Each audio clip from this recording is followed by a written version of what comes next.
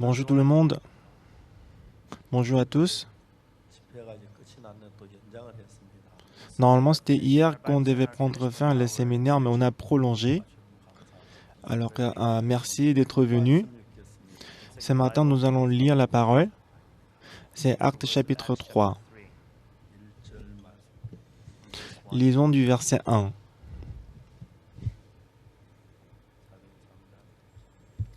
Actes chapitre 3 du verset 1.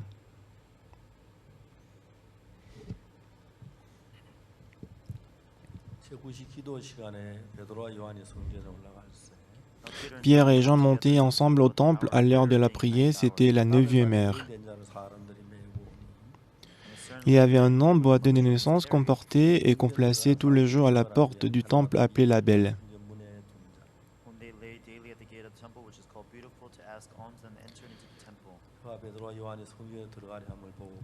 pour qu'il demandât l'aumône à ceux qui entraient dans le temple.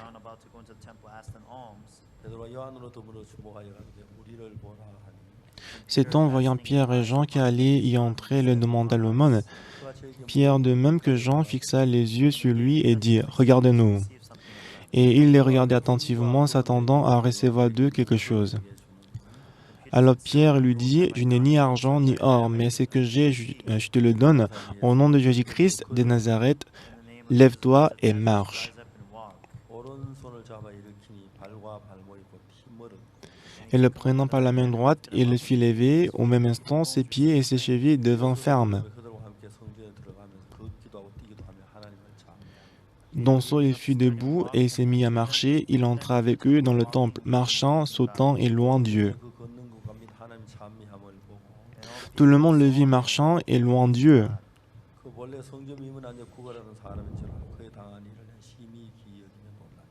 Il reconnaissait que c'était celui qui était assis à la belle porte du temple pour demander l'aumône et qu'il fut rempli d'étonnement et de surprise au sujet de ce qui lui était arrivé.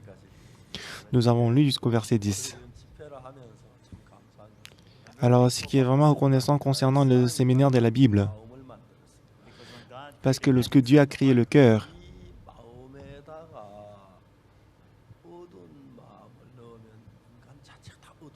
alors si nous mettons de l'obscurité dans le cœur, on devient l'obscur.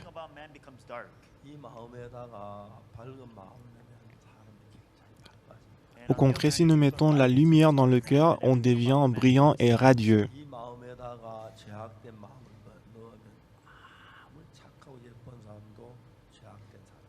Dans ce cas, si nous mettons du péché, même si apparemment on est beau et magnifique, on va devenir pécheur. Mais dans ce cœur, si nous mettons le cœur de Jésus-Christ, qui que vous soyez, il va devenir comme Jésus-Christ. Il y a quelques jours, j'ai reçu une lettre. Il m'a dit dans la lettre que, pasteur, moi j'étais en prison pendant 16 ans.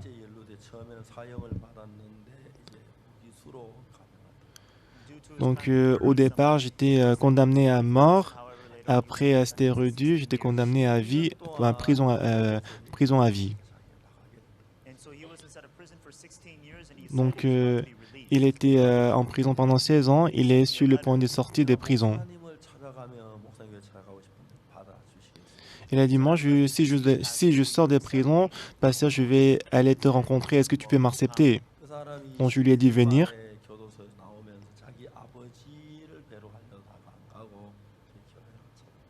Alors, en restant après 16 ans de prison, 16 ans en prison, quand il ne voulait pas aller rencontrer son père, mais il est venu directement à l'église.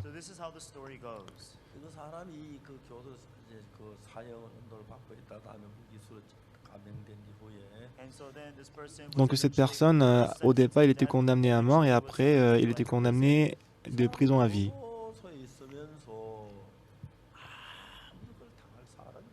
Donc quand il était en prison, personne ne pouvait le défier. On me dit qu'il a pris l'otage, il a pris les gardiens, les gardes de prison comme otages plusieurs fois. Donc je lui ai demandé comment est-ce qu'il est possible de kidnapper le garde.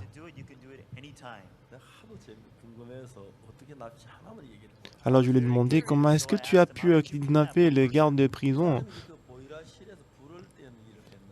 Alors lui, il travaillait dans la salle de chaudière. Donc c'est lui qui il utilisait souvent le bâton à fer.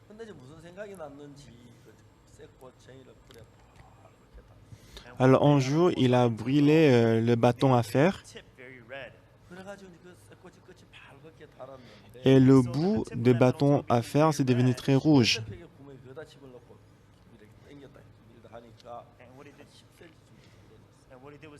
Et ce qu'il a fait, c'est qu'il a mis dans un petit trou et il a commencé à plier le bâton à fer et c'était coupé. Et 10 centimètres de bâton à fer était coupé. Il l'a caché, il l'a enterré. Alors, depuis ces jours-là, quand il est entré dans la salle des chaudiers, quand il n'y avait personne, il a sorti le bâton à fer de 10 centimètres et commencé à aiguiser le bâton. C'est devenu très tranchant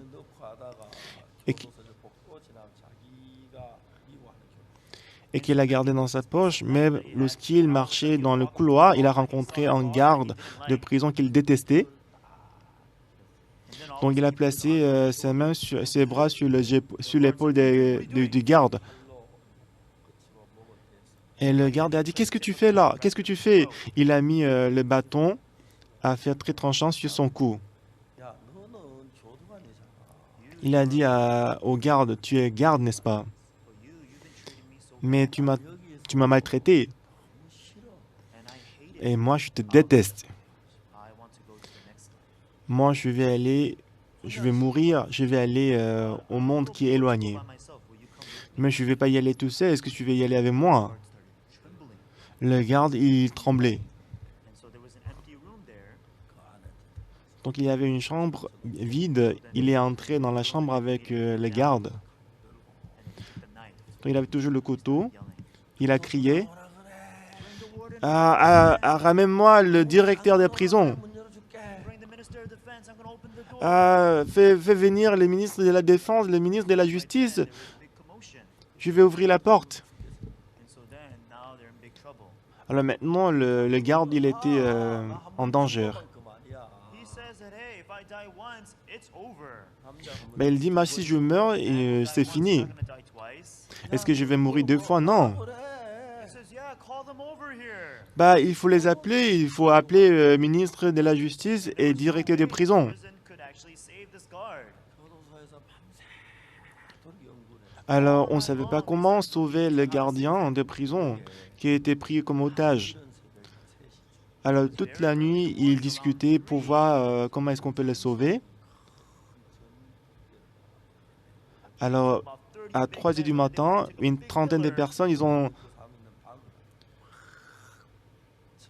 ont porté un poteau en bois et ils ont frappé le mur. Et le mur était effondré. Et soudainement, les 2 personnes, ils étaient tombées.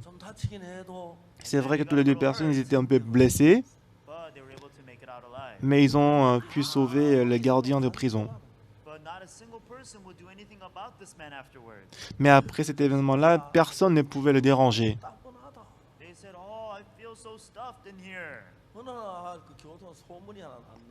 Un jour, il y avait une rumeur qui était répandue.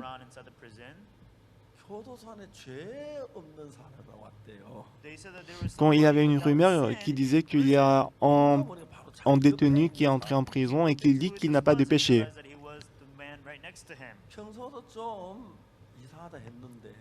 Et c'était juste la personne qui vivait juste à côté de lui. En temps normal, il pensait qu'il était un peu bizarre.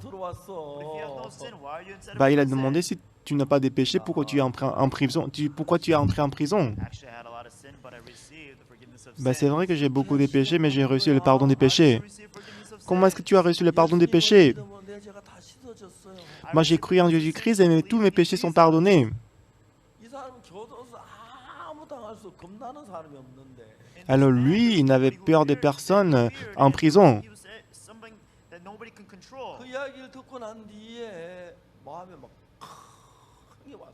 Mais lorsqu'il a écouté la parole de ces personnes-là, il était dans la confusion.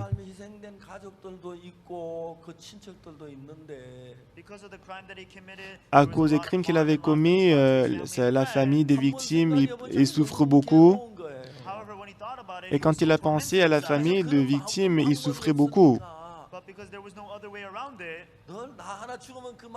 Mais puisqu'il n'y avait pas d'autre moyen pour résoudre ces problèmes, chaque jour il disait que si je meurs, il n'y a pas, c'est fini. Est-ce que je vais mourir 2 fois? Je n'ai pas peur de mourir. C'est ce qu'il disait souvent en prison. Mais lui aussi, de temps en temps, il s'est dit, moi aussi, je vais être affranchi de ses péchés. Moi, je vais laver ses péchés. Mais il ne savait pas comment faire pour laver le péché qu'il avait commis. Mais un ami qui était en prison, mais il disait qu'il a lavé le péché. Mais soudainement, lui aussi, il avait envie de laver le péché. Moi, j'en ai marre. Moi, je vais être affranchi du péché. Mais je vais m'affranchir du péché. Alors, il a demandé, alors toi, comment est-ce que tu as reçu le salut, le pardon du péché? Alors, il a commencé à expliquer. Il n'est jamais allé à l'église. Il n'a jamais regardé la Bible.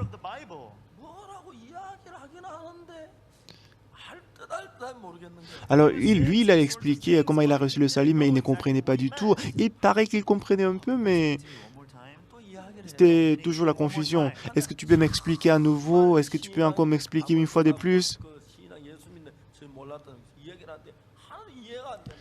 Même s'il a expliqué continuellement, mais il ne comprenait pas du tout.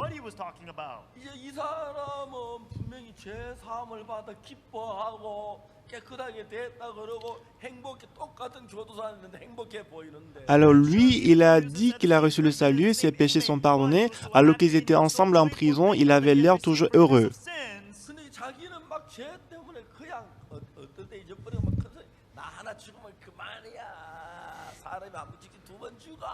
Mais il souffrait toujours à cause du péché. Il dit, ah bah si je meurs, c'est fini, est-ce que je vais mourir 2 fois? Non. Il a failli devenir fou à cause du péché. Moi, je veux recevoir le pardon du péché. Mais même s'il avait expliqué en détail, il ne comprenait pas du tout de quoi il s'agissait. Donc, il a dit que c'était la première fois d'avoir autant de soif. Moi, je vais m'affranchir du péché. Donc, ce sera bien si je crois en Jésus-Christ et mes péchés sont pardonnés. Est-ce que tu peux m'expliquer à nouveau, encore une fois? Même s'il lui avait expliqué en détail précisément, mais lui, il ne comprenait toujours pas. Il a failli devenir fou. Bah, je peux mourir maintenant, mais je vais d'abord résoudre le problème du péché.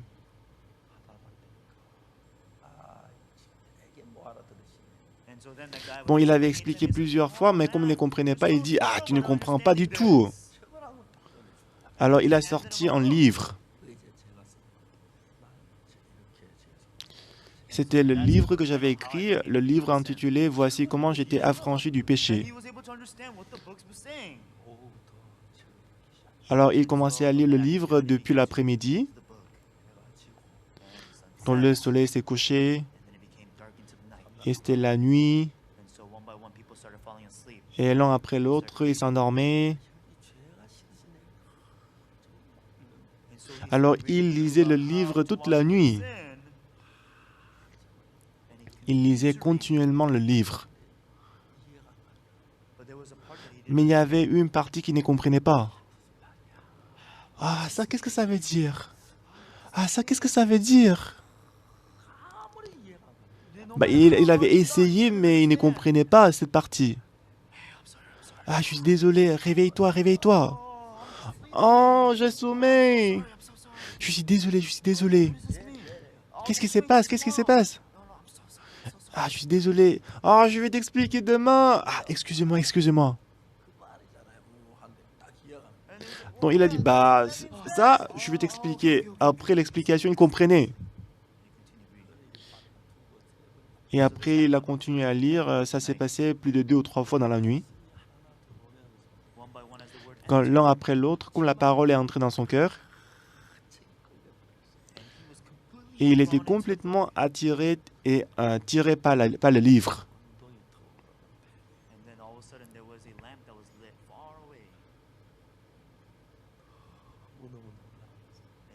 Donc, ce qui est vraiment étonnant, et il était capable de recevoir le pardon des péchés à travers le sang de Jésus-Christ, à travers la lecture. Ah, j'ai reçu le pardon des péchés. Ah, j'ai reçu le pardon des péchés. Il se sentait comme s'il était fou. Il a pleuré, il riait.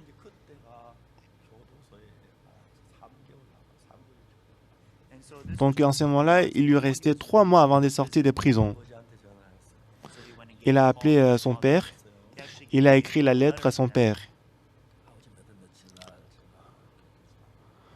Père, mon père, je vais sortir de la prison telle date. Il a écrit la lettre à ses amis. Je vais sortir de prison telle date, on va se voir. Et après, il réfléchissait.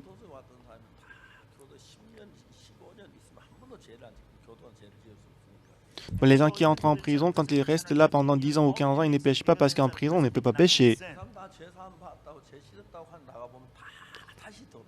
Et les gens, ils pensent que comme je ne pêche pas en prison, je vais pas pêcher en dehors des prisons. Mais après quelques temps, ils rentrent tous en prison. Et lui, il avait l'impression que quand il sort, quand il rencontre les amis, il va boire et après il va revenir en prison.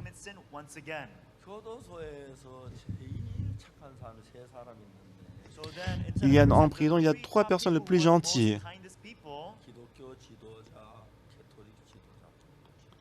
C'était le prisonnier dirigeant du christianisme, le dirigeant catholique, le dirigeant bouddhiste. Ces 3 personnes, ils sont comme les anges, ils sont très gentils en prison. Mais eux aussi, quand ils sortent de prison, ils sont tous entrés en prison.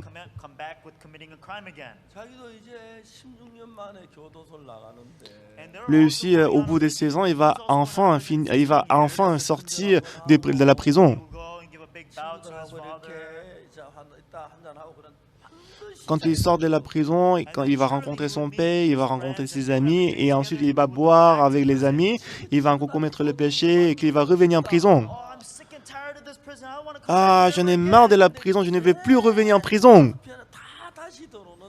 Je voyais que tout le monde qui sortait de la prison, il rentrait en prison. Lui aussi, il pensait que lui aussi va rester toute la vie en prison. Qu'est-ce que je dois faire? Alors, ce qu'il a senti, il a compris qu'avec ses efforts, il ne pourrait s'empêcher de retourner en prison. Donc, il a pensé qu'il faut que quelqu'un doit l'aider. Alors, il cherchait quelqu'un qui peut l'aider.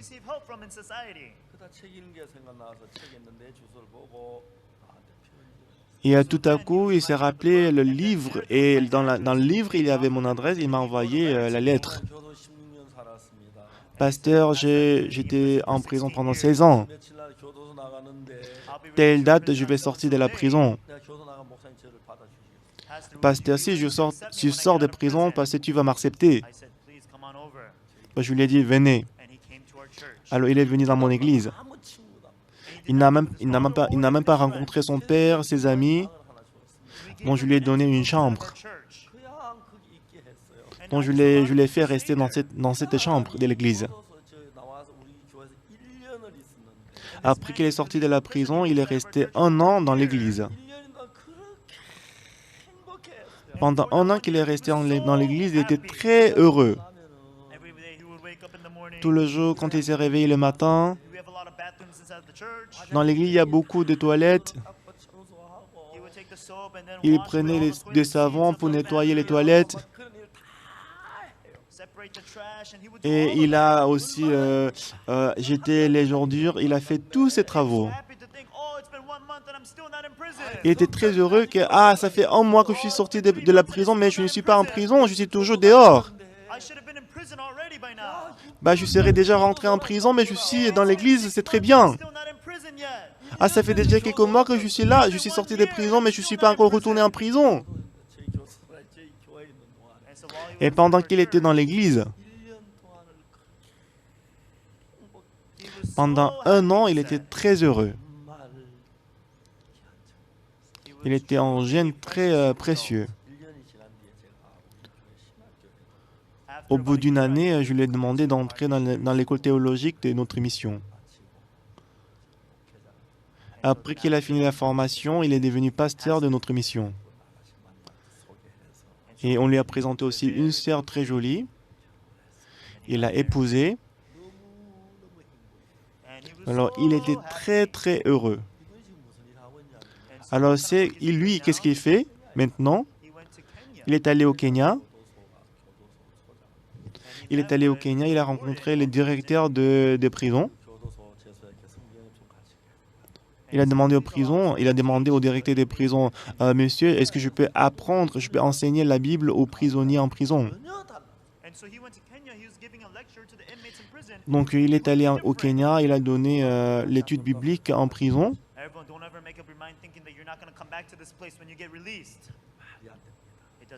Et ça, c'était vraiment magnifique. Parce qu'il a dit aux prisonniers, ne pensez pas que lorsque vous sortez des prisons, vous n'allez pas retourner en prison.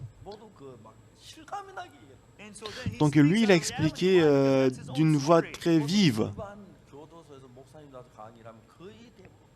Dans la plupart des cas, lorsqu'un pasteur vient en prison pour donner la prédication, la plupart des gens, ils s'endorment. Mais par contre, lui, quand il donnait les sermons en prison, même s'il prêchait pendant 3 heures ou 4 heures, les gens, ils étaient vraiment attentifs à la parole. Alors lui, il a transformé la prison en école théologique. Après que les détenus ont écouté la parole, ils ont reçu le salut, ils ont changé.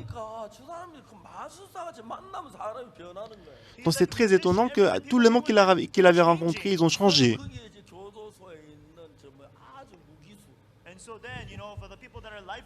Donc vous savez, dans en prison,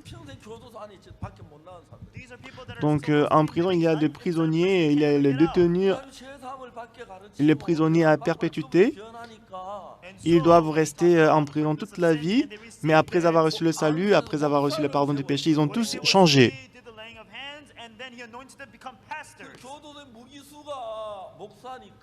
Et les prisonniers à perpétuité, après avoir reçu le salut, ont un pasteur. Parce que les prisonniers à perpétuité, ils sont devenus pasteurs. Normalement, c'est difficile de contrôler les prisonniers à perpétuité en prison. Mais parce qu'ils ont reçu le salut, ils sont devenus pasteurs. L'ambiance, c'était très magnifique. Ils ont tous changé. Donc au Kenya actuellement, on a transformé la plupart des prisons en écoles théologiques.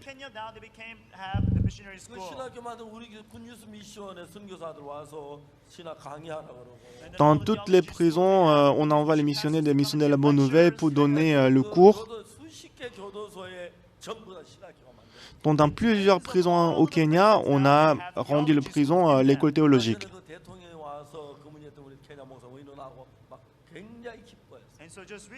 Mais tout récemment, ce pasteur, il a rencontré le président du Kenya pour en discuter. C'était merveilleux. Non seulement au Kenya, mais les pays aux alentours, ils ont aussi accepté le pasteur pour commencer ces genres de l'activité.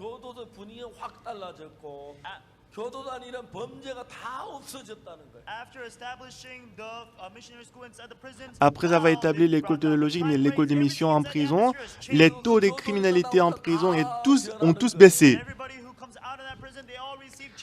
Et en plus de ça, les gens qui sont sortis de cette prison, ils ont tous changé. C'était vraiment en actualité très célèbre, ce qui fait qu'on a même publié sur les journaux au Kenya. Et les pays voisins, ils se sont battus pour inviter ces pasteurs chez eux.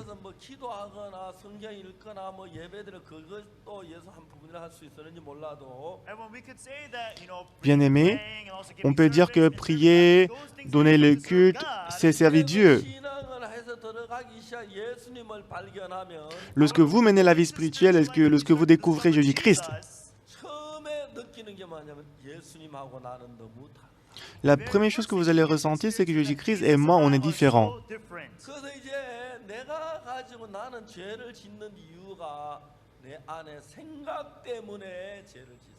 Et la raison pour laquelle nous commettons le péché, c'est à cause des pensées en nous.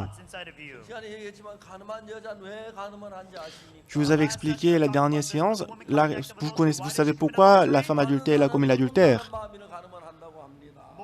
La plupart des gens disent qu'elle avait la convoitise, c'est pour ça qu'elle a commis l'adultère. Ce n'est pas ça. Tout le monde aujourd'hui, ils ont la convoitise dans le cœur. Même si on a la convoitise, ce n'est pas tout le monde qui commet l'adultère. À l'époque de Jésus-Christ, quand on commet l'adultère, on doit être lapidé. Même si on a la convoitise, on ne commet pas l'adultère. Qui est-ce qui va commettre l'adultère? Celui qui croit à sa pensée. Même si je commets l'adultère comme ça, je ne vais pas être arrêté. Même si je fais comme ça, il n'y aura pas de problème. Pourquoi cette femme a été surprise en adultère? Pourquoi est-ce qu'elle a commis l'adultère? Parce que si on commet l'adultère, on va être arrêté, on va être lapidé. Quel que soit le nombre de convoitises que vous avez dans votre cœur. Donc, ce n'est pas à cause de la convoitise qu'on commet le péché. Qui va commettre l'adultère? Même si je fais comme ça, personne ne va savoir. Celui qui croit dans sa pensée, c'est eux qui vont commettre l'adultère. Alors maintenant, éventuellement, elle devait être lapidée. Ça faisait longtemps que je menais la vie spirituelle. Avant de rencontrer Jésus-Christ,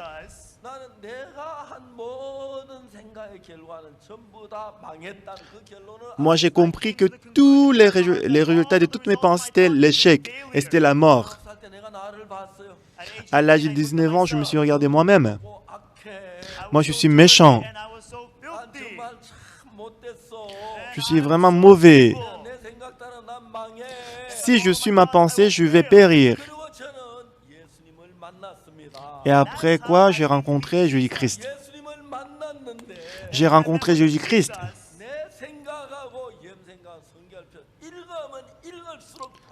Plus je lisais la Bible, plus ma pensée et la pensée de Jésus-Christ étaient différentes.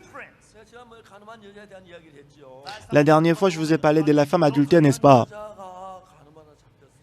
La femme a été surprise en flagrant délit d'adultère. Elle avait la pensée que même si je commets l'adultère, je ne vais pas être surprise. Mais le cœur que Jésus-Christ avait, les pharisiens, les scribes, ils ont demandé à Jésus, « Maître, cette femme a été surprise en flagrant délit d'adultère. Moïse, dans la loi, nous a ordonné de lapider telle femme. Toi donc, que dis-tu » Jésus-Christ, il s'est baissé, il a écrit avec son doigt sur la terre.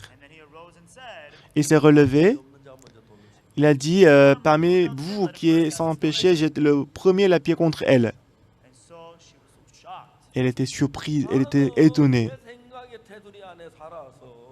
Moi, j'ai vécu dans les limites de ma pensée. J'ai croyé qu'à ma pensée. Mais le résultat de suivre ma pensée, c'était être lapidé. Mais comment Jésus-Christ, il a telle pensée, il a tel cœur. Il a chassé tout le monde qui voulait me lapider. Il m'a sauvé. Pourquoi moi je n'avais pas ce cœur? Moi j'ai envie d'avoir ce cœur. C'est ainsi que le cœur de la femme a changé. C'est comme ça que moi j'étais aussi. puisque je suis très méchant, si je suis ma pensée, je vais périr. Moi, j'ai compris ça exactement.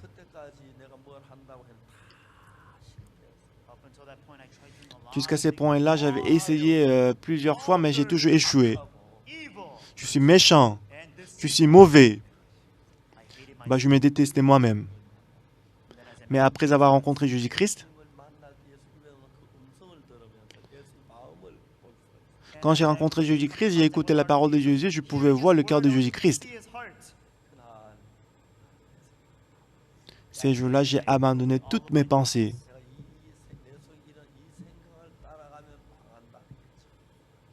J'ai compris exactement que si je suis ma pensée, je vais périr. Alors j'ai abandonné mes pensées. Le cœur de Jésus-Christ est entré dans mon cœur. C'est certain que j'ai commis le péché, j'étais pécheur. Ce n'est pas une ou deux fois que j'ai commis le péché. J'ai commis beaucoup de péchés, j'étais méchant, j'étais mauvais. Moi aussi, je voulais être propre. Moi, je voulais aussi être quelqu'un de chaleureux. Je voulais être quelqu'un de gentil. Mais fondamentalement, je n'étais pas une telle personne. Mon cœur était très méchant. Mon cœur était très sale. Mon cœur était très méchant. À chaque fois que j'ouvrais ma bouche, j'ai menti. C'est pourquoi j'ai abandonné mes pensées. J'étais obligé d'accepter la parole de Jésus. Selon moi, j'étais pécheur. Oui, c'est vrai. Parce que j'ai beaucoup volé, j'ai beaucoup menti. J'ai beaucoup disputé avec mes amis. Mais qu'est-ce que la Bible dit? Mais qu'est-ce que la Bible dit? Jésus-Christ m'a déclaré juste. Non. Comment est-ce que je suis juste? Je suis sale. Je suis méchant. Mais si Jésus-Christ m'a déclaré juste, je suis juste. Si Jésus-Christ m'a déclaré saint, je suis saint. Aujourd'hui, beaucoup de chrétiens, même si Jésus-Christ dit qu'ils sont justes, plusieurs reprises, ils disent toujours qu'ils sont pécheurs. Même si Jésus-Christ a lavé tous nos péchés sur la croix, ils disent toujours « Non, je suis pécheur ». C'est parce qu'ils croient dans leurs pensées.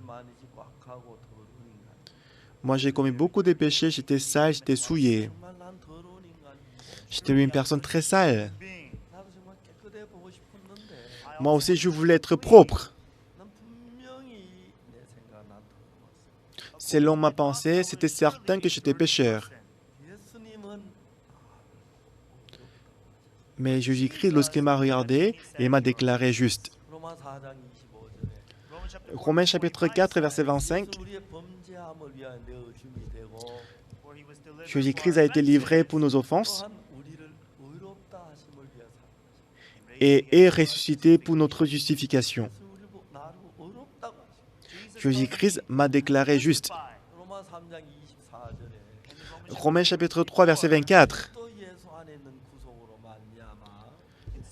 Ils sont gratuitement justifiés par sa grâce, par le moyen de la rédemption qui est en Jésus-Christ. Jésus-Christ m'a déclaré juste. C'est le juge qui connaît mieux que moi, ce n'est pas moi. Il est certain que je suis pécheur. Mais la parole de Dieu qui est juge, il m'a déclaré juste. Pourquoi? Parce que Jésus-Christ m'a racheté. Parce que Christ a lavé tous mes péchés. Peut-être pour vous, la vie spirituelle, c'est de la théorie, c'est la connaissance. Mais Jésus-Christ, il n'est pas quelqu'un de théorique.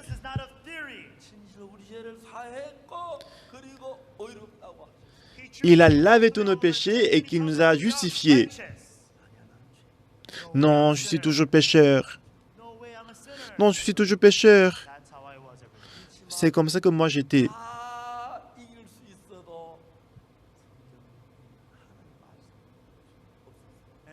Moi, je pouvais surmonter toutes choses, mais je ne pouvais pas vaincre. Je ne pouvais pas surmonter la parole de Jésus-Christ. Donc, la pensée que je suis péché a surgi beaucoup de fois dans mon cœur. C'était certain que j'étais pécheur.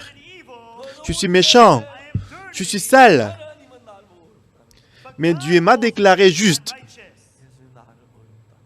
Jésus-Christ m'a dit que je suis juste. Bien-aimé, comment est-ce que je peux me battre contre Jésus-Christ? Un jour, j'étais mis à genoux devant Jésus-Christ. Ah, Jésus-Christ, j'ai beaucoup de péchés. Mais Seigneur, si tu m'as déclaré juste, je suis juste. Ce n'est pas parce que je n'ai pas commis le péché que je suis juste.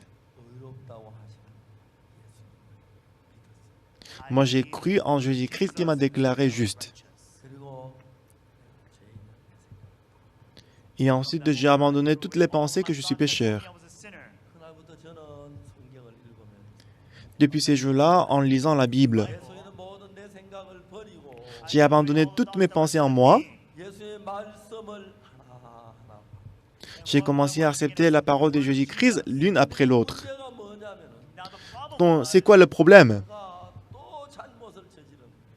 Donc, je commets encore du péché, du mal.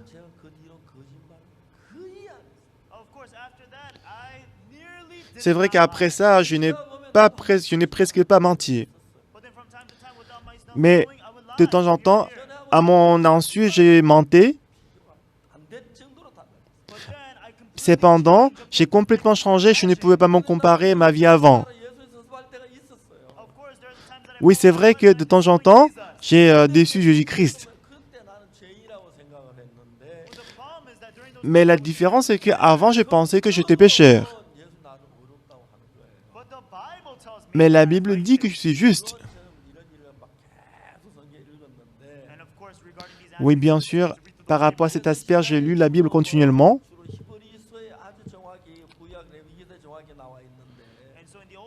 Et dans l'Ancien Testament lévitique et le Nouveau Testament hébreu nous a expliqué ça très en détail.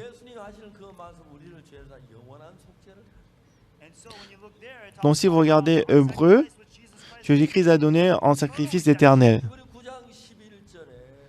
Si vous regardez Hébreu chapitre 9, verset 11.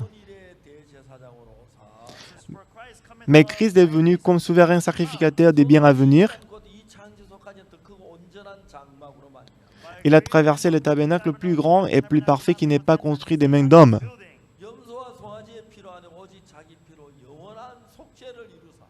Il est entré une fois pour toutes dans le lieu très saint, non avec le sang des boucs et des veaux, mais avec son propre sang ayant obtenu une rédemption éternelle. Tout le monde. Je pense que je vous ai parlé, j'en ai parlé plus de 1000 fois, 10 000 fois. J'ai appris par cœur ces passages. Mais de temps en temps, parce que je suis âgé, je les oublie. Mais ce sont des paroles comme des bijoux trésors. Non avec le sang des boucs et des veaux, mais avec son propre sang ayant obtenu une rédemption éternelle. Il est entré une fois pour toutes dans le lieu très saint. Entrer dans le lieu très saint. Dans ce lieu très saint, c'est un monde éternel. C'est dans ce lieu qu'il a lavé nos péchés. Il a lavé nos péchés éternellement. Donc, avec son propre sang ayant obtenu une rédemption éternelle. C'est Hébreux chapitre 10. Comme le sacrificateur, on donnait toujours le même sacrifice. Ici, on dit la loi ne peut jamais, par les mêmes sacrifices qu'on offrait perpétuellement chaque année, amener les assistants à la perfection. Mais Jésus-Christ est venu pour se sacrifier pour nous.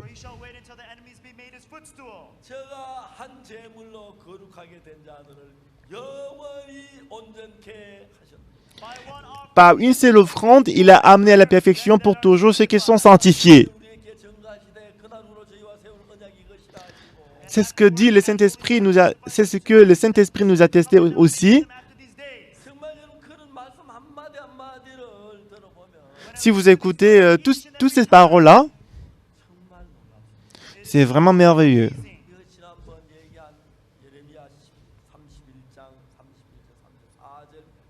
Aussi, je vous ai parlé avant, Jérémie chapitre 31, verset 31 jusqu'au verset 34.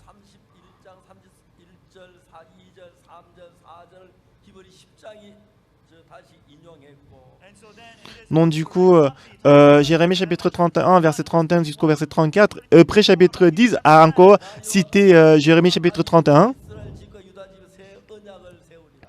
Voici les jours viennent de l'Éternel, où je ferai avec la maison d'Israël et la maison de Juda une alliance nouvelle.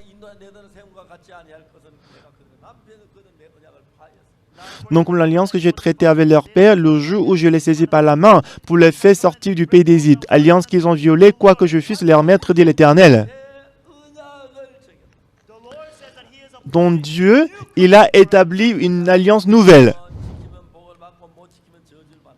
La première alliance était que si on l'observe, on est béni, si on n'observe pas, on est maudit. Alors tout le peuple d'Israël devait être maudit.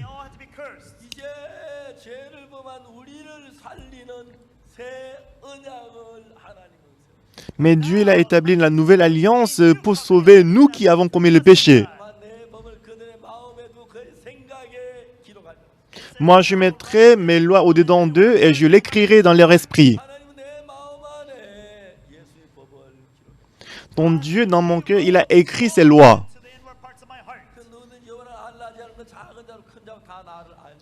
Celui-ci n'enseignera plus son prochain, ni celui-là son frère.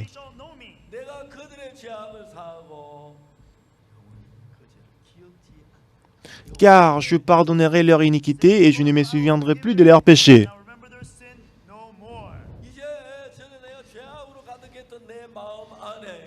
Dans mon cœur qui était rempli des iniquités et du péché autrefois, la parole de Jésus-Christ est entrée dans mon cœur. Dieu m'a justifié. Oh, Dieu m'a sanctifié. Il a dit qu'il ne me condamne plus. Le monde que j'ai dans ma pensée et le monde de la pensée de Jésus-Christ était complètement différent. Selon la femme adultère, comment est-ce que Jésus-Christ il peut dire comme ça? Moi j'étais surprise en adultère, je n'avais pas le moyen de vivre. Je n'avais pas le moyen de me sauver, mais Jésus-Christ avait la sagesse inimaginable. Il est très sage. Tout le monde, ils attendaient pour lapider la femme. Mais Jésus-Christ, il a écrit avec son doigt sur la terre. Est-ce que vous savez pourquoi il a écrit sur la terre? Parce que Jérémie chapitre 31, verset 31, c'était pour établir une alliance nouvelle. Donc la première fois, Dieu l'a écrit avec son doigt sur 2 tablettes de pierre des 10 commandements.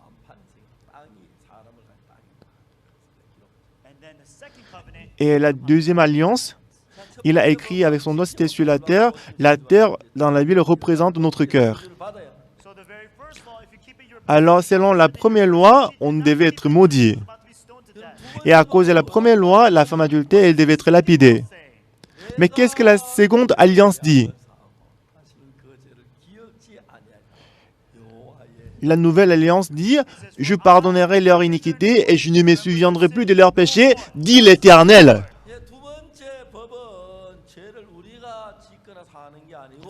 Selon la seconde loi, ce n'est pas moi qui pêche, qui lave le péché. c'est moi. Moi, je pardonnerai leur iniquité et je ne me souviendrai plus de leurs péchés. Dieu a dit, c'est lui qui va laver le péché. C'est lui qui ne va pas se souvenir de nos péchés. Nos pensées et les pensées de Dieu elles sont différentes. En 1962,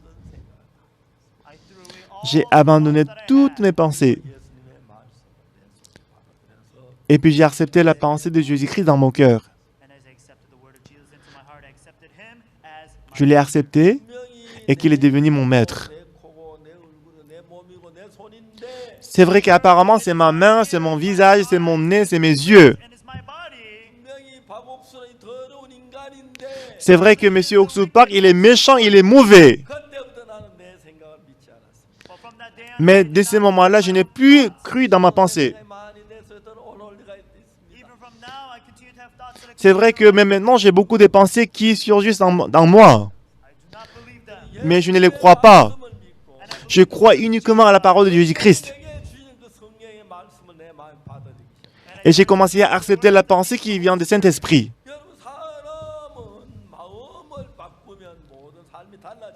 Lorsque l'homme change son cœur, tout va changer dans sa vie. Après que j'ai abandonné toutes mes pensées et accepté la parole de Jésus-Christ,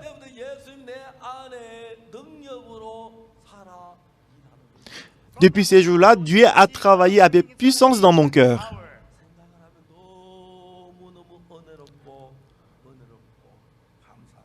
Quand j'y pense, je suis très reconnaissant et mon cœur est rempli de grâce. Et lorsque la femme adultère a regardé, au départ, elle avait la pensée que si je fais comme ça, je ne vais pas être arrêté. Ça veut dire qu'elle avait cru dans sa pensée. Alors la femme adultère, elle a pensé que même si je commets l'adultère, je ne vais pas être surprise. Mais après ce moment-là, elle a compris à quel point elle avait tort. Jusqu'à présent, j'ai cru dans ma pensée. J'ai cru à ma sagesse. Mais voici maintenant, je suis en train je suis là, je dois être lapidé. C'est en ce moment-là qu'elle a rencontré Jésus-Christ. Lorsqu'elle a écouté la parole de Jésus-Christ qui est prononcée par lui. La parole de Jésus-Christ est plus sage que ma sagesse. Normalement, elle devait être lapidée. Mais cependant, après que la parole de Jésus-Christ a été prononcée, la pierre est tombée par terre. Et tout le monde qui était là, ils sont tous partis. Les gens, ils voulaient arracher les cheveux de la femme. Tu es sale. On voulait cracher sur elle. On voulait lui donner un coup de pied. On l'a poussée. Les gens qui voulaient le faire. Les gens qui voulaient la lapider, qui voulaient cracher sur elle. Mais à cause d'une parole de Jésus-Christ, ils sont tous partis. Pourquoi je n'ai pas cette sagesse?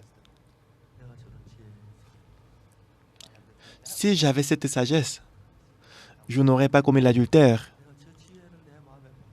Si j'avais accepté cette sagesse dans mon cœur, même si je rencontre telle situation, ce ne sera pas des problèmes.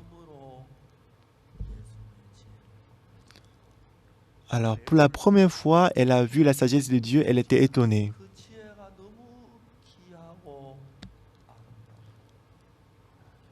La sagesse de Jésus-Christ était précieuse, valuable et sainte.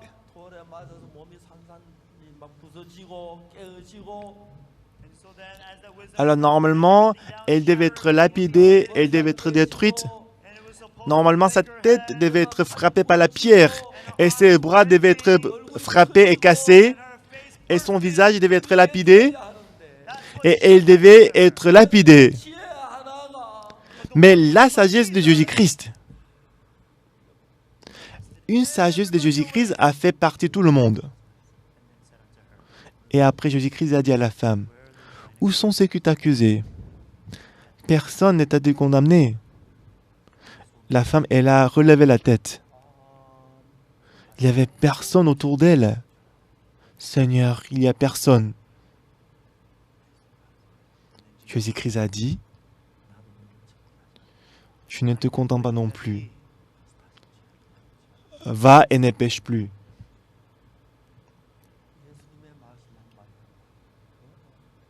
Donc chaque mot, chaque parole de Jésus-Christ était comme un chant. Et la parole de Jésus-Christ a fondu le cœur de la femme. Donc la parole de Jésus-Christ a fondu le cœur de tout le monde qui voulait la lapider. Alors cette femme adultère est retournée à la maison et elle était très touchée dans son cœur. Ces gens-là, ils voulaient me lapider. Ils m'ont maudissé. Il m'a craché. Il m'a donné un coup de pied. Mais c'est Jésus-Christ. Pourquoi?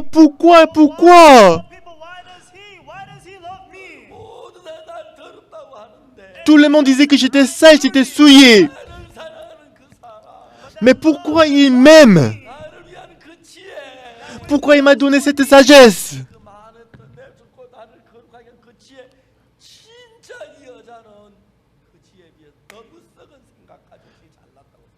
La sagesse de Jésus-Christ qui a cherché tout le monde jusqu'à présent et pensait que sa sagesse était la meilleure.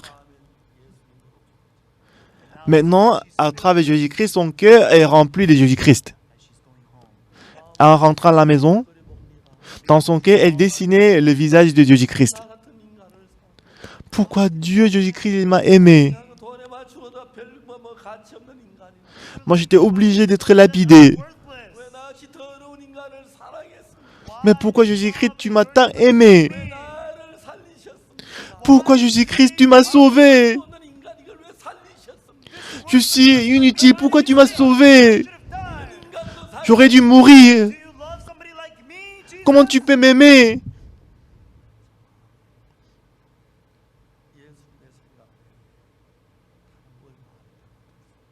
Dans le cœur de la femme adultère, elle ne pouvait pas contenir d'autre chose que Jésus-Christ.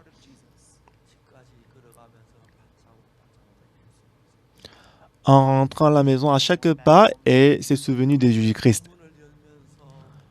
En ouvrant la porte de la maison, c'est par la grâce de Jésus-Christ que j'ai pu entrer dans la chambre. Alors, en dormant sur le lit, elle a pu avoir le repos dans son cœur. Elle est toujours reconnaissante. Comme je vous ai dit ça avant, je vous ai dit que la femme adultère nous représente. Elle est comme un pronom parce que l'histoire de cette femme adultère, c'est ma histoire, c'est mon histoire. Tout le monde, moi j'étais censé d'aller en enfer. Jésus-Christ qui a sauvé cette femme adultère. Jésus-Christ qui a sauvé le malfaiteur sur la croix. Jésus-Christ qui a promis le paradis aux malfaiteurs. Jésus-Christ, il m'a accordé la même grâce. À chaque fois que je lisais le cœur de Jésus-Christ dans la Bible, je pouvais ressentir le cœur de Jésus-Christ.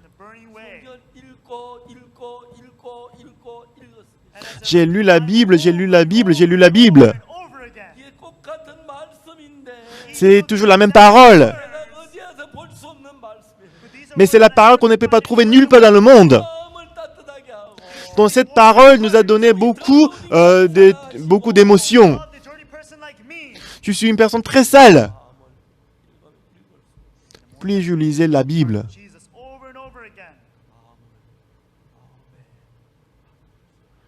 je ne pouvais m'empêcher d'accepter Jésus-Christ dans mon cœur.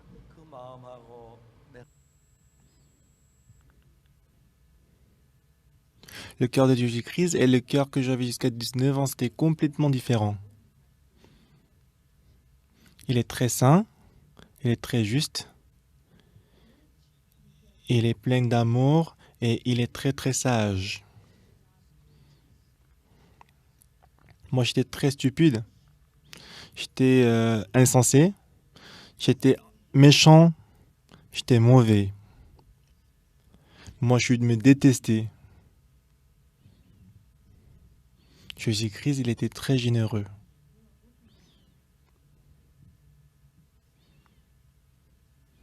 Depuis ces jours, Jésus-Christ s'est installé dans mon cœur.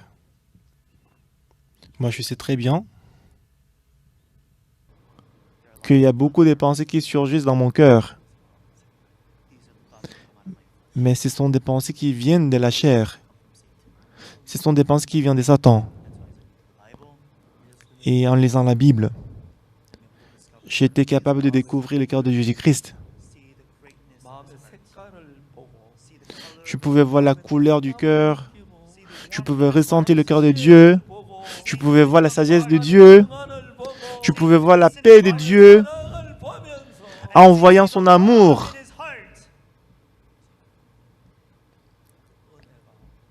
Cet amour, cette grâce et cette gratitude a changé mon cœur.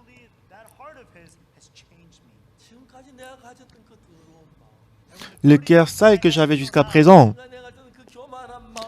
que l'orgueil que j'avais jusqu'à présent dans mon cœur, le cœur méchant que j'avais jusqu'à présent en moi,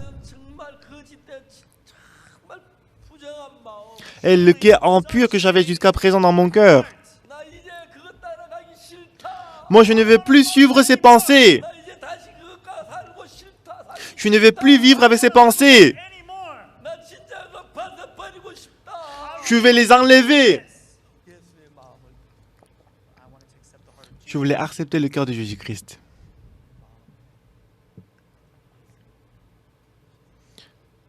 Jésus-Christ, il s'est mis à entrer dans mon cœur et travailler en moi. Et la paix que je n'avais pas, la paix de Jésus-Christ est entrée dans mon cœur. La joie que je n'avais pas, la joie est entrée dans mon cœur. J'étais très très reconnaissant. En 2015,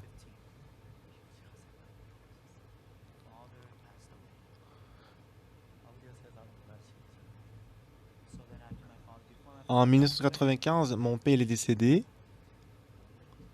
Et avant que mon père décède, je lui ai prêché l'évangile. J'étais très reconnaissant à Dieu. Et à l'époque, je vivais à Daegu.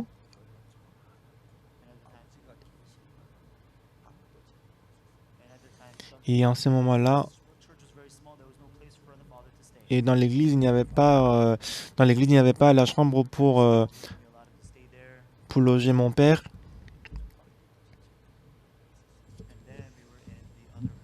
Donc, en tout cas, on a préparé une chambre pour mon père. On était une autre chambre.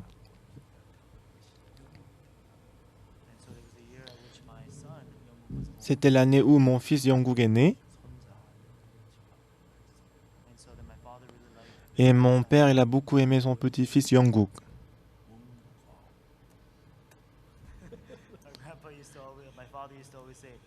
Et mon père, il disait souvent à mon fils Yongguk, Yongguk, Yongguk. Et c'était comme un rêve.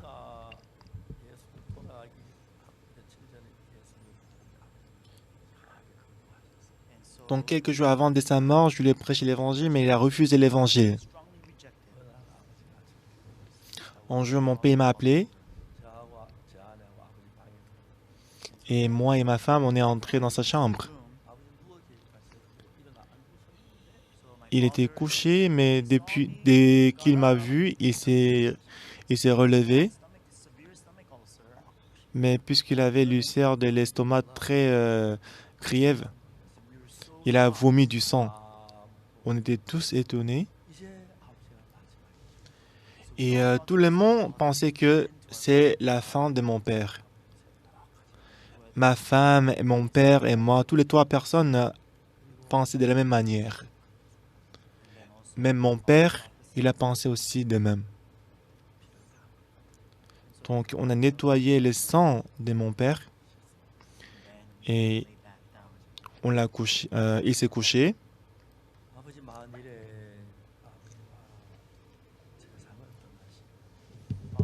Alors on lui a dit, papa, si tu meurs,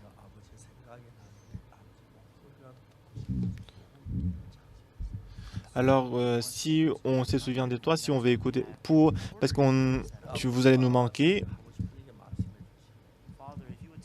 donc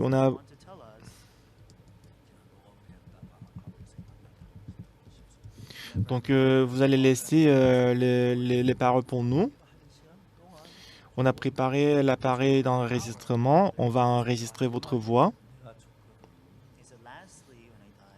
Donc on va écouter votre voix à chaque fois que vous nous manquez. Et il commençait à laisser son testament. Il dit, si je meurs, vous allez m'enterrer à côté de ta maman. Et aussi, quand je meurs, vous allez appeler Monsieur Kim qui vit le village à côté de mon village. Parce que je l'ai beaucoup aidé depuis son enfance. C'est celui qui va me nettoyer après ma mort. Père, papa, si tu meurs, on va faire tout ce que tu avais demandé.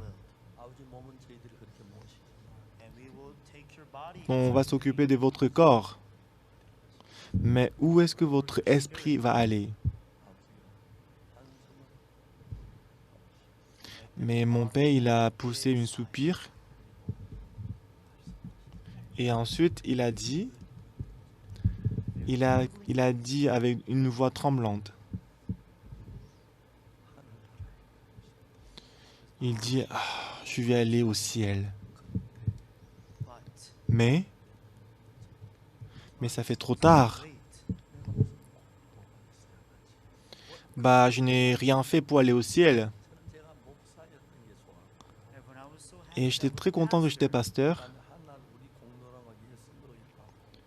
J'étais aussi content parce qu'on ne va pas au ciel à travers nos œuvres, mais on y va grâce à Jésus-Christ. Donc j'étais très content que j'étais pasteur qui peut expliquer le salut.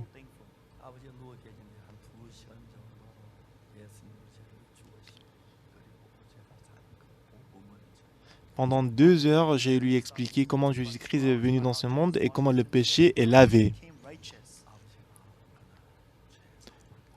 Et à ces jours-là, mon père, il a reçu le salut.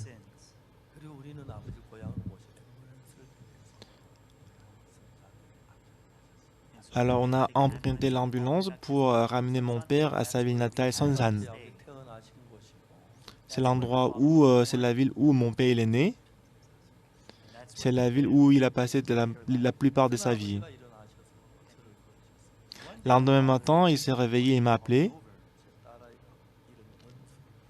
Et ma fille, elle s'appelle Unsuk. Il n'appelait pas moi ma fille Unsuk, mais il appelait plutôt Wonsuk. Il a dit, hey, papa, le père de Unsuk. Oui. Il m'a dit, hier, j'ai pris l'ambulance et je suis arrivé à Sansan, mais j'étais très confortable. Donc je remercie Dieu. Est-ce que vous pouvez chanter pour moi? Moi, je n'imaginais pas que mon père il allait me demander de chanter pour lui. Après que mon père l'ait sauvé, pendant 3 jours qu'il était vivant, il a complètement changé. Après qu'il a pris le petit déjeuner, il a appelé tous ses amis. Il a dit à ses amis que moi, je vais aller au ciel en croyant le Dieu de Oksu, mon fils. Moi, je vais y aller en avance et que je vais préparer, je vais réserver beaucoup de bonnes places. Vous aussi, vous allez croire en Dieu que mon fils croit et on va se revoir au ciel. Jusqu'à présent, j'étais très heureux d'avoir vous avoir comme ami. Au ciel, on va encore se réjouir ensemble.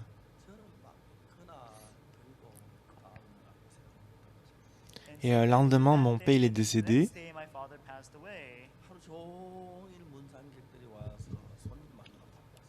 Chaque jour, les gens venaient pour assister à la funéraille. J'étais occupé. Et vers minuit, tout le monde était parti. Et moi, j'étais tout seul dans la salle. Donc, j'étais juste à côté de mon père qui est décédé. Pour la première fois de ces jours-là, j'ai ouvert la porte et je suis sorti.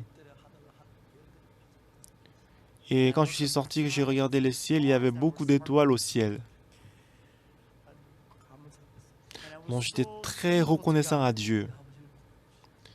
Ah Seigneur Dieu, merci d'avoir sauvé mon père. C'était mon grand frère qui s'occupait de mon père avant.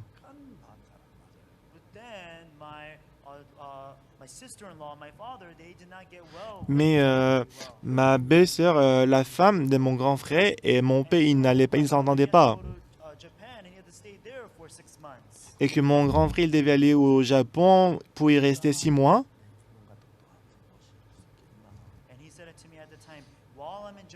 Et il m'a demandé, pendant que je suis au Japon, pendant que je suis au Japon pour 6 mois, est-ce que tu peux t'occuper du papa? Je dis à mon frère que bien que ma maison n'est pas très bonne, mais je voudrais avoir papa dans ma maison. S'il n'était pas chez moi, il n'aurait pas pu recevoir le salut.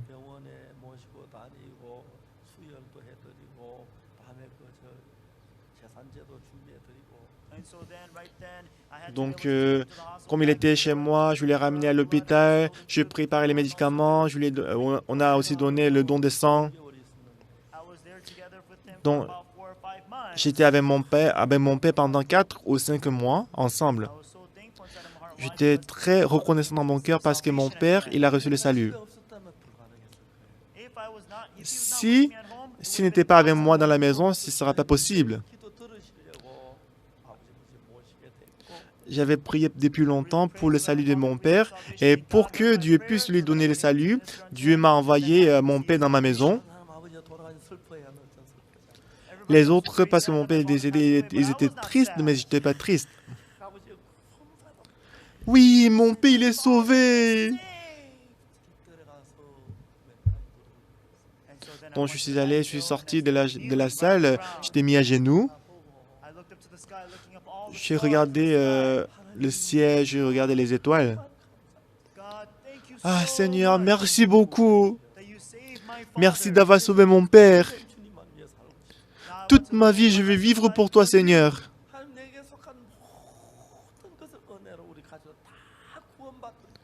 Dieu, il a conduit tous les membres de ma famille pour le salut. J'étais vraiment reconnaissant que Dieu a travaillé dans ma vie. Ce matin, les pasteurs se sont réunis. On a discuté par rapport au séminaire d'aujourd'hui.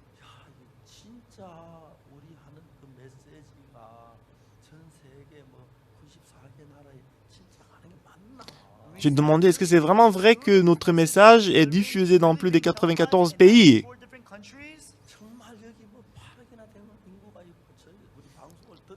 Est-ce que c'est vraiment sûr que plus de 800 millions de personnes vont écouter notre séminaire? Et toutes les chaînes de télévision que je vois ici devant moi, est-ce qu'ils vont diffuser mon sermon? Moi, je ne pouvais pas croire. Et tous les jours, quand je me réveille, donc sur l'Internet, on envoie beaucoup de commentaires. Et les pasteurs et les missionnaires, dans le monde entier, ils traduisent le commentaire et ils m'envoient les commentaires. Donc le matin, j'appelle ma femme et je lui dis, ma chérie, lis ces commentaires. Il y avait un pasteur qui a donné le témoignage, comment il est sauvé. Aussi, la femme du pasteur, elle a aussi donné son commentaire. Ça a vraiment brûlé mon cœur. J'étais vraiment touché et reconnaissant. Normalement, le séminaire a pris fin hier soir. Mais les pasteurs de la région en Corée, parce qu'on va prolonger un repos 2 jours. Donc j'étais un peu fâché parce qu'ils ont dit 2 jours. Pourquoi ils ont dit 2 jours de plus? On doit plutôt prolonger pour 2 ans ou 3 ans. J'étais très reconnaissant. Tout le monde, quand je vivais avec mon propre cœur, à chaque fois que j'ai ouvert ma bouche, la méchanceté est sortie.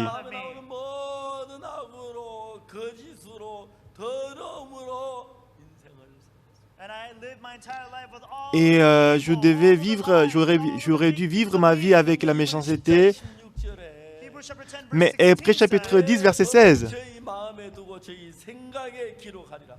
Donc je mettrai mes lois dans leur cœur et je l'écrirai dans leur esprit. Alors maintenant, les lois de Dieu sont entrées dans mon cœur. Le cœur de Jésus-Christ est entré dans mon cœur. Moi, je suis très sale. Mais désormais, je peux vivre avec le cœur de Jésus-Christ.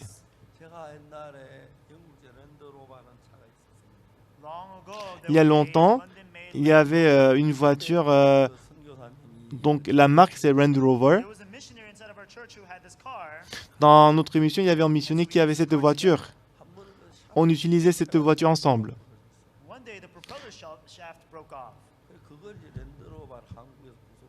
Mais une fois, une pièce automobile est tombée en panne, mais on ne pouvait pas trouver les pièces automobiles des Range Rover en Corée. La branche la plus proche de la Corée, c'était à Singapour. Parce qu'en Corée, on ne pouvait pas le réparer.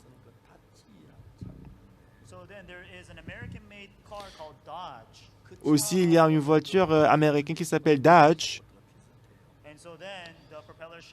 Et les pièces automobiles de Dodge et les pièces automobiles de Range Rover, c'est à peu près pareil.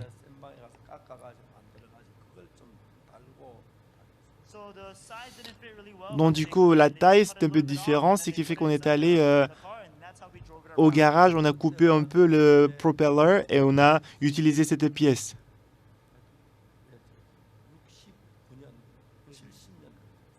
C'était dans les années 70 ou 69.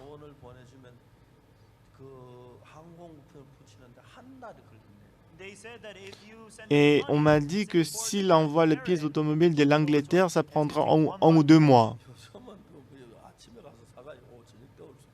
Aujourd'hui, si on l'achète le matin, on peut le recevoir dans l'après-midi.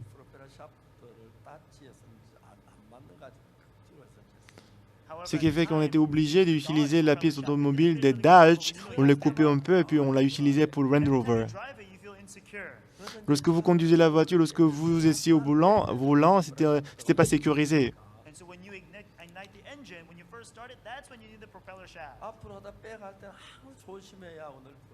Donc on utilisait cette pièce automobile pour... c'était une pièce automobile pour utiliser pour reculer la voiture.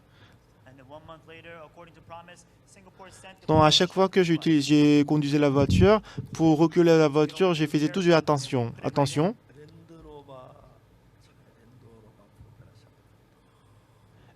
Et comme promis, un mois après, la branche qui était à Singapour nous a envoyé la pièce automobile. Lorsqu'on a monté cette pièce automobile à la voiture Range Rover, ça marchait très bien. Nous sommes les gens qui sont créés par Dieu. Jusqu'à présent, nous avons vécu avec le cœur de Satan, étant trompés par Satan. Mais après avoir rencontré Jésus-Christ, on abandonne nos pensées en acceptant la parole de Jésus-Christ dans notre cœur. La paix est entrée dans le cœur. Aujourd'hui, nous avons lu l'histoire de Pierre. Maintenant, on n'a plus de temps. Le temps est déjà écoulé. Simon-Pierre, en allant au temple, il a rencontré le boiteur. Donc, vous savez, le tout dernier chapitre des Jean, qu'est-ce qui s'était passé? On voit que le dernier chapitre des Jean, il y a une conversation entre Jésus-Christ et Pierre à la mer de Galilée. Simon-Pierre, il a aimé Jésus-Christ plus que les autres.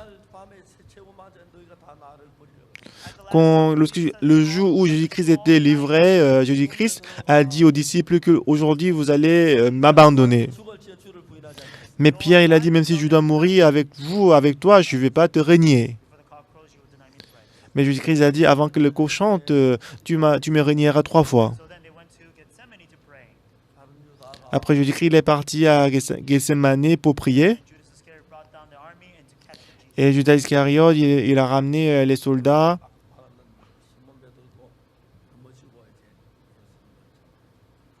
Jésus-Christ a été arrêté par les soldats.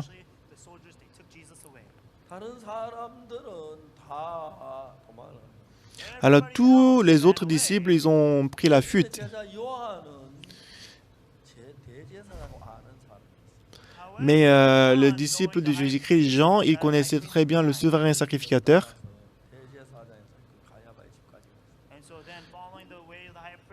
Donc le Jean, il est allé jusqu'à la maison du souverain sacrificateur Caïphe.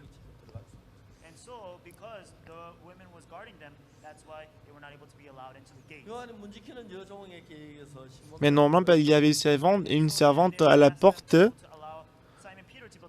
porte qui gardait, qui pouvait empêcher les gens d'entrer. Jean, en entrant par la porte, il a dit à la servante que Pierre, il va entrer, tu vas la laisser partir, tu vas le laisser entrer.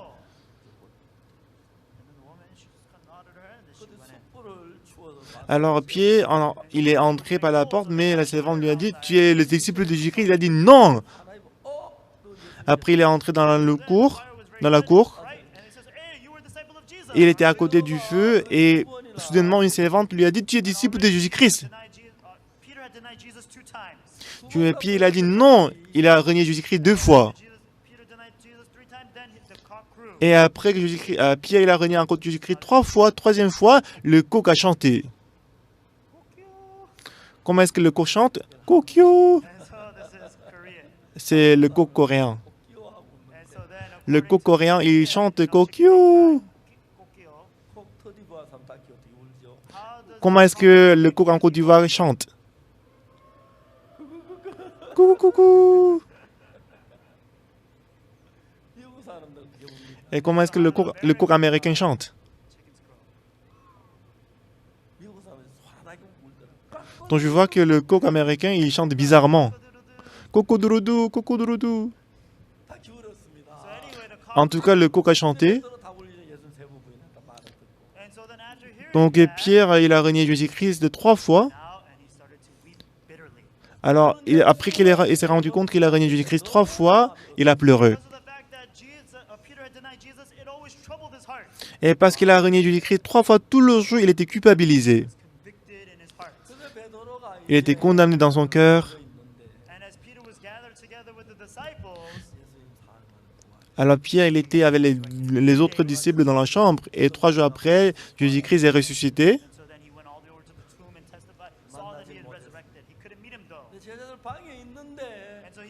Alors le Pierre, il était avec les disciples dans la chambre. Jésus-Christ est entré dans la chambre. Mais Pierre, il n'avait pas de force. Normalement, il devait dire, ah Jésus-Christ, tu es ressuscité, c'est bien. Mais au fond de son cœur, il a dit, j'ai renié Jésus-Christ 3 fois. Ah, je dois demander l'excuse à Jésus-Christ. À Jésus-Christ, je suis désolé. Mais c'était pas facile pour lui de dire ça. Alors il a hésité. Entre-temps, Jésus-Christ, il est parti. Donc Pierre, il est tombé dans la condamnation. Comment est-ce que je peux m'appeler disciple de Jésus-Christ? Comment est-ce que je peux m'appeler l'apôtre de Jésus-Christ? J'ai renié Jésus-Christ 3 fois.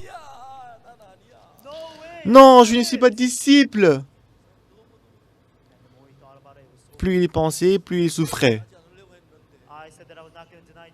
Donc j'avais dit que je n'allais pas renier Jésus-Christ. Mais j'ai renié Jésus-Christ. Comment est-ce que je peux m'appeler le disciple de Jésus-Christ? Non.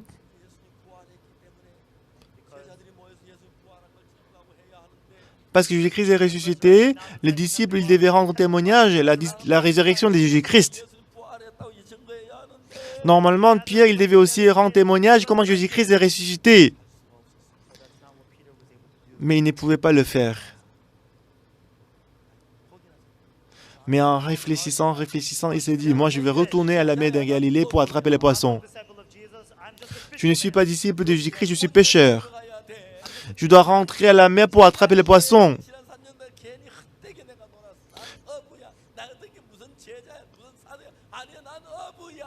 J'ai passé 3 ans avec Jésus-Christ pour rien. Moi, je ne suis pas disciple, je suis pêcheur, je dois attraper les poissons. Donc, il est retourné à la mer pour attraper les poissons.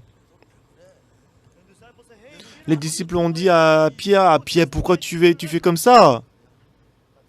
Jésus-Christ est ressuscité.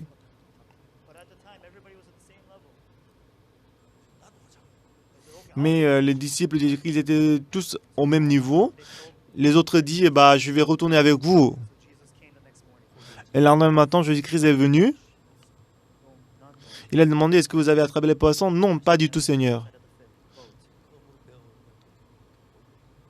Et Jésus-Christ a dit, jetez les filets à droite. Il a jeté les filets, il a attrapé beaucoup de poissons. Ah, c'est Jésus-Christ. Et Pierre, il a nagé, il s'est précipité vers Jésus-Christ. Jésus-Christ, il a préparé le feu. Il a grillé de la viande.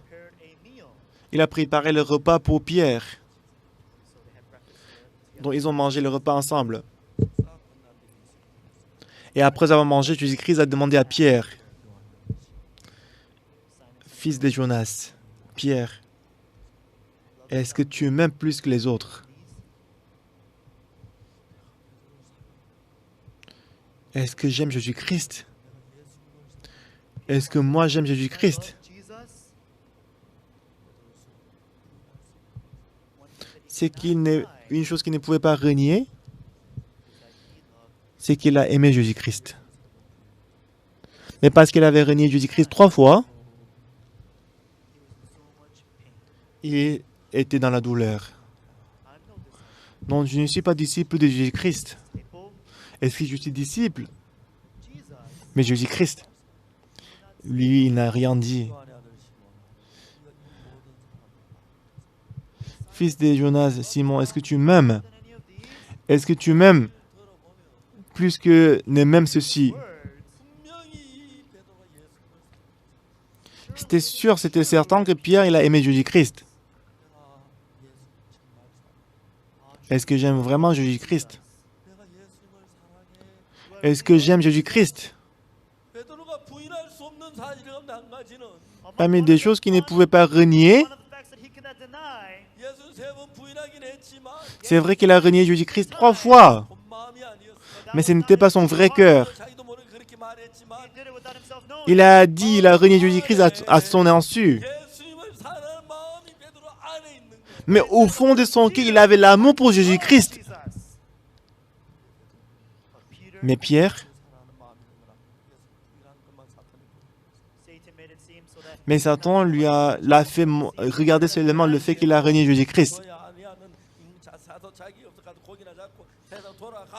Tu n'es pas qualifié d'être le disciple de Jésus-Christ, tu n'es pas apôtre, tu dois retourner à la mer pour attraper les poissons. Tout le monde, comme de la même manière que Satan a parlé à Pierre.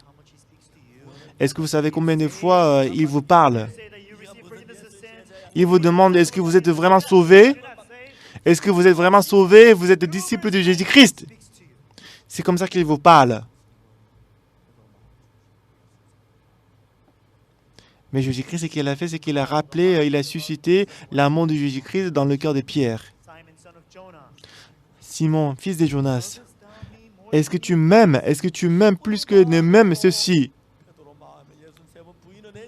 C'est vrai que dans le cœur de Pierre, il a renié Jésus-Christ 3 fois.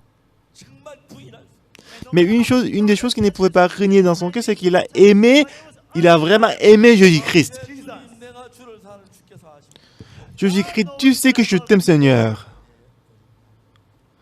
Paie mes brebis. Paie mes brebis. Il a dit ça 3 fois.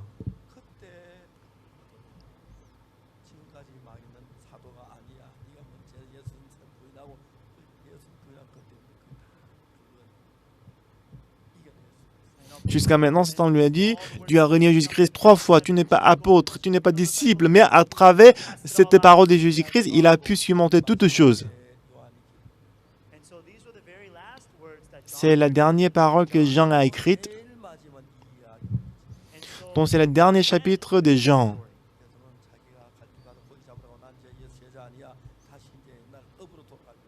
Pierre, il a dit, moi je ne suis plus disciple de Jésus-Christ, il voulait retourner à la mer pour attraper les poissons.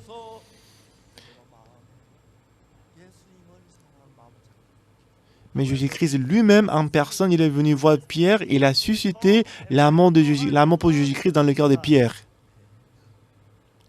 Est-ce que tu m'aimes? Paie mes brebis.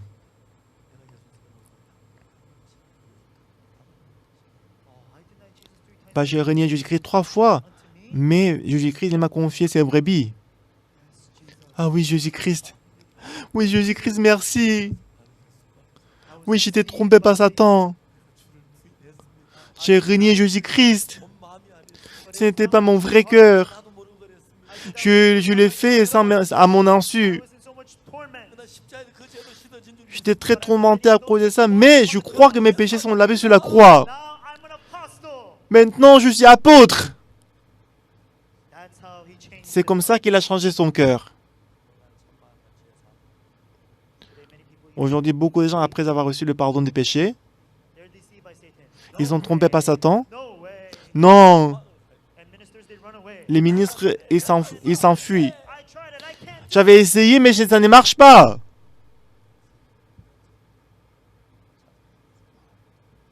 Mais Jésus-Christ va rendre visite ces personnes, ces gens, et qu'il va changer leur cœur.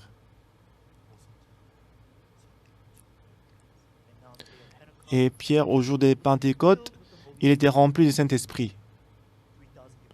3000 personnes ont été sauvées à travers Pierre. Mais le boiteux de naissance devant la porte, appelé la Belle, il était sauvé. Et 5000 personnes ont été sauvées à travers lui. Lorsqu'il a vu le boiteux de naissance pour la première fois devant la porte, lorsqu'il a vu, ce n'était plus Pierre d'avant. Oui, c'est vrai que moi, je ne peux pas guérir ces malades. Mais Jésus-Christ est présent dans mon cœur. Jésus-Christ, il a suscité mon cœur de guérir ces malades. Ce n'est pas mon cœur à moi, c'est le cœur de Jésus-Christ. Regarde-moi. Tout le monde les a regardés. Il a dit, je n'ai ni or ni argent, mais au nom de Jésus-Christ de Nazareth, je te dis, lève-toi, prends-toi les marches. En ce moment-là, le cœur de Pierre avait le même cœur que Jésus-Christ. Je mettrai mes lois dans leur cœur et je les écrirai dans leur esprit. Pendant des milliers d'années, on était sous la pensée de Satan. Mais après qu'on est sauvé par le sang de Jésus-Christ,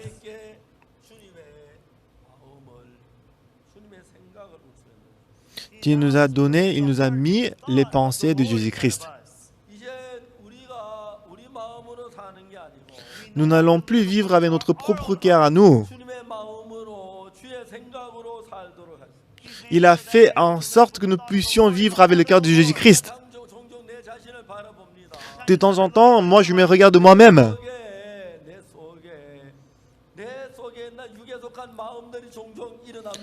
De temps en temps, la pensée qui appartient à la chair surgit dans notre cœur. Non, je suis mort avec Christ. Je suis crucifié avec Christ. Donc désormais, c'est Jésus-Christ qui vit en moi. Jésus-Christ, il va susciter un nouveau cœur en moi. Va et prêche l'évangile, élever les disciples, enseigner la vie spirituelle, enseigner comment on peut être né de nouveau. Jésus-Christ, dans mon cœur, il me conduit. Pendant les derniers 50 ans, j'ai suivi la parole de Dieu. Donc je pouvais voir que Dieu était vivant dans mon cœur, il a travaillé, c'était merveilleux. C'est vrai que c'est ma bouche qui parle. C'est mes mains qui marchent, qui travaillent. C'est ses pieds qui marchent, mais Jésus-Christ est vivant dans mon cœur. Parce que Dieu, il met son cœur dans mon cœur. Quand je lis la Bible, quand je lisais la Bible avec mon cœur, quand je lisais la Bible avec le cœur de Jésus-Christ, c'était différent. Quand j'ai prié avec le cœur de Jésus-Christ, lorsque j'ai prié avec mon cœur, lorsque j'ai prié avec le cœur de Jésus-Christ, il y avait une grande différence et que j'ai vu comment Jésus-Christ a travaillé.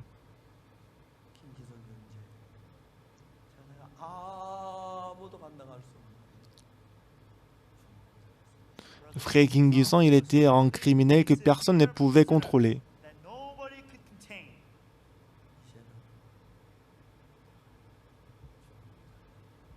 Mais maintenant, il n'est plus criminel. Il est l'ange de Dieu. Il va dans plusieurs pays. Il a changé toutes les prisons. C'est vrai qu'il est plus jeune que moi. Oui. Mais il est en serviteur de Dieu très précieux.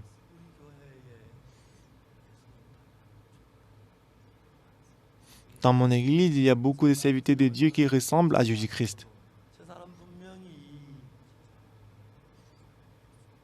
Donc cette personne, il n'est plus l'âme, il n'est plus lui-même, mais il est Jésus-Christ.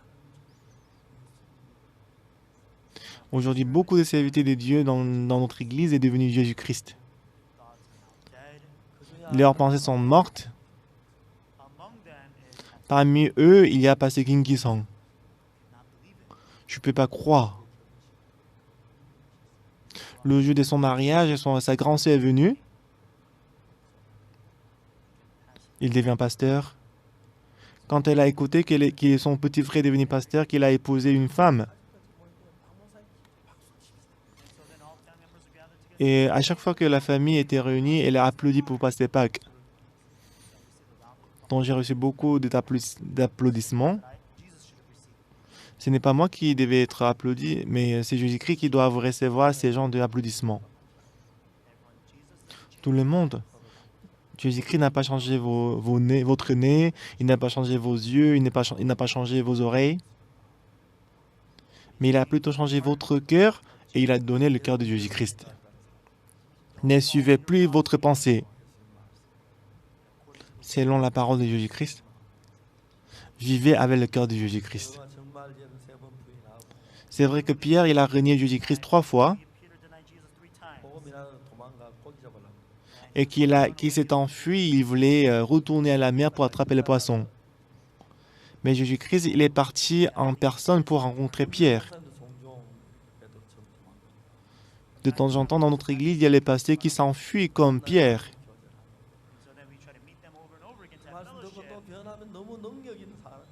Mais quand on les rencontre, après avoir écouté la parole, quand ils acceptent la parole, ils changent énormément. Mais quand ils vivent selon leurs pensées, c'est difficile. Lorsque Pierre il s'est regardé lui-même, il n'était pas qualifié d'être disciple de Jésus-Christ. Comment est-ce qu'une personne qui a renié Jésus-Christ 3 fois peut être appelée disciple de Jésus-Christ? Mais il a abandonné toutes ses pensées, il a accepté la parole de Jésus-Christ. Parce que notre pensée, c'est le serviteur de Satan, donc il n'y a que la méchanceté et le mal. Mais Jésus-Christ, il a versé son cœur dans notre cœur. Mais si nous vivons à travers Jésus, nous tous, nous allons devenir petits Jésus-Christ. Comme Jésus-Christ a fait, on peut rencontrer les difficultés, on peut chasser les démons, on peut prêcher l'évangile, on peut conduire les gens au salut. C'est pourquoi nous rendons gloire à Dieu. Prions.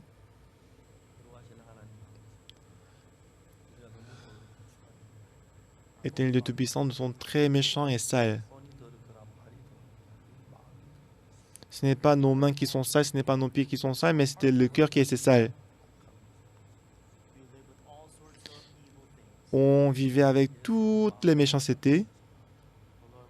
Mais Seigneur, merci d'avoir changé notre cœur en cœur de Jésus-Christ. Seigneur, on était très fatigués de notre pensée. Mais je suis reconnaissant parce qu'on peut vivre avec le cœur de Jésus-Christ. Jésus-Christ est vivant dans notre cœur, il travaille. Pour tous ceux qui écoutent ces paroles, permets-nous de vivre avec le cœur de Jésus-Christ. Merci de nous avoir donné ce temps précieux. Nous te glorifions. Et j'espère que tous ceux qui écoutent la parole, que la grâce de Dieu soit avec eux. J'ai prié au nom de Jésus-Christ. Amen. Merci beaucoup. Merci tout le monde.